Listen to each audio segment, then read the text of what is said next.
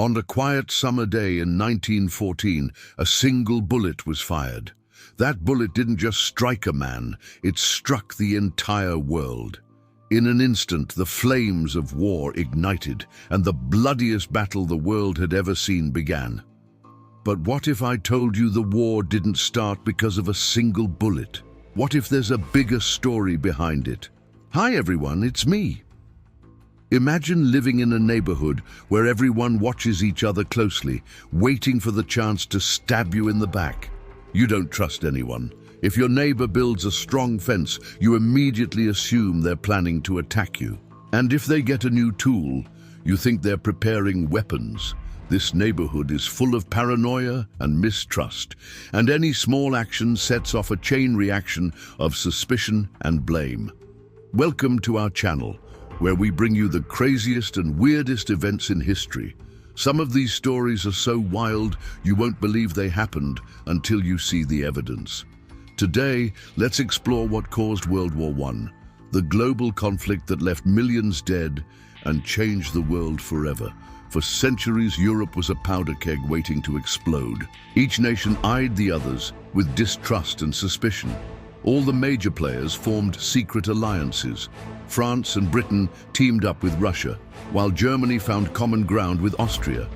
At the same time, everyone was fighting for more land, resources and power, so it was an uneasy peace. No one really trusted the other. It was a matter of time before something sparked the war. Then, in 1914, Archduke Franz Ferdinand, heir to the Austro-Hungarian Empire, planned a visit to Sarajevo, the capital of Bosnia. The Archduke was a well-known supporter of a strong Austro-Hungarian alliance, and many Bosnian Serbs opposed this. The Austrians ruled Bosnia harshly, and many Serbs wanted independence. In fact, on June 28, 1914, the same day Ferdinand would meet his end, thousands of Serbs signed a petition asking for freedom. Of course, they wouldn't get it. And in response, some radical nationalists planned to assassinate the Archduke. They believed that killing Ferdinand would help win independence from the Austro-Hungarians. A member of this group, Gavrilo Princip, watched Ferdinand's motorcade pass by and took his chance. He pulled out a Browning pistol and shot the Archduke in the head. The bullet hit its mark, and both the Archduke and his wife Sophie died. Almost instantly, Austria blamed Serbia for the assassination. An investigation revealed that one of the members of the group that had carried out the attack had received his orders from Belgrade, Serbia's capital. While many people were sympathetic to the Serbs, their cause was unpopular. Assassinating the Archduke was a serious crime. Austria demanded that Serbia hand over all of the men involved in the plot and allow Austrian officials to question them. They also wanted Serbia to punish anyone who supported the assassins. Lastly, Austria wanted to control the Serbian press so they could control the narrative around the assassination. While most of these demands were reasonable, the Serbians couldn't accept them. First, they refused to let Austrian officials enter Belgrade. And although the Austrians saw this as a sign of guilt, the Serbians claimed that they simply didn't have enough forces to protect the Archduke. They also pointed out that many members of the group responsible for the assassination weren't actually Serbian citizens. Serbia accepted all the other demands, but when it came to the ultimatum regarding their sovereignty, they drew the line. Serbia became ready for war. When Austria heard that Russia was supporting Serbia, they felt betrayed.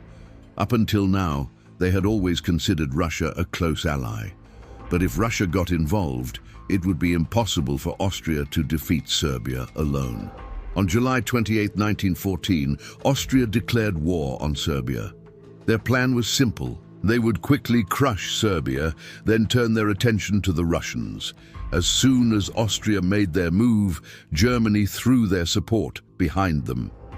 This wasn't surprising since both countries had been trying to build a stronger alliance for years. Kaiser Wilhelm II of Germany immediately gave Austria his full backing. At the same time, he sent the German army a secret message saying that no matter what happened next, he expected them to stand by his side. As soon as Russia heard that Austria had attacked Serbia, they began mobilizing their troops. Although Russia and Austria were allies, they had never agreed to defend each other if a war broke out. Plus, the Tsar was tied to the Slavic people. He couldn't stand by while Austria crushed Serbia. As a result, Germany saw Russian mobilization as a betrayal. Wilhelm felt that he had no choice but to declare war on them. At the same time, the French and British were discussing the situation. Both countries were unhappy that Germany had declared war on Russia, but neither felt obligated to defend them. That all changed when the Germans started moving their troops across Belgium to attack the Russians.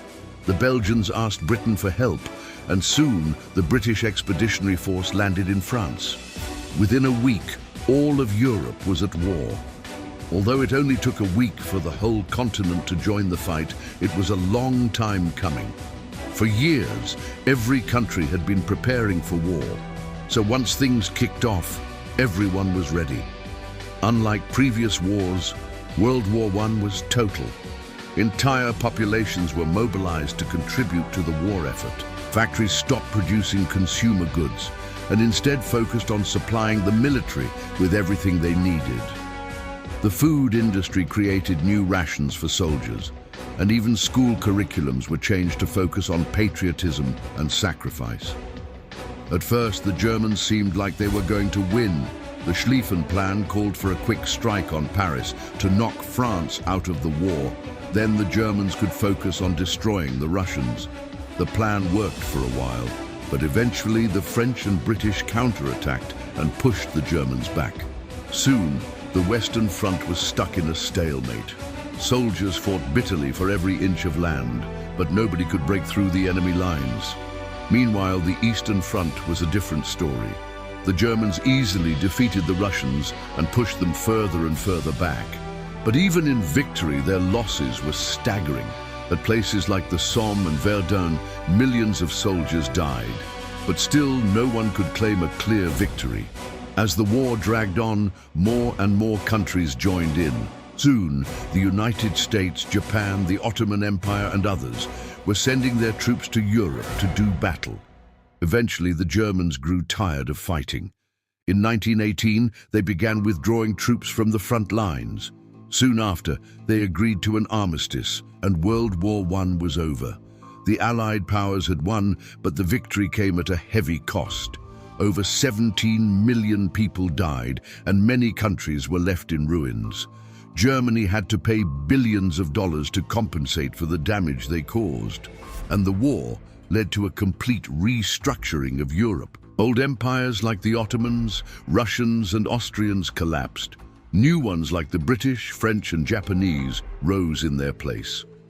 But while the war was over, that wasn't the end of the story. The seeds of conflict had already been planted. Soon, another war would engulf the world. Now, while the assassination of the Archduke was the immediate cause of the war, it wasn't the real cause. Yes, without the assassination, Austria might not have had the excuse to attack Serbia. But there were so many other factors at play. Europe was suffering from fanatic nationalism.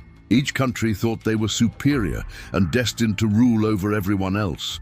At the same time, there was an arms race. Every country was suspicious of the other, so they continuously built up their armies and stockpiled weapons. Then there were the alliances. When France, Britain, and Russia teamed up to form the Triple Entente, the Germans felt threatened, so they made a pact with Austria, Italy, and Turkey to form the Central Powers.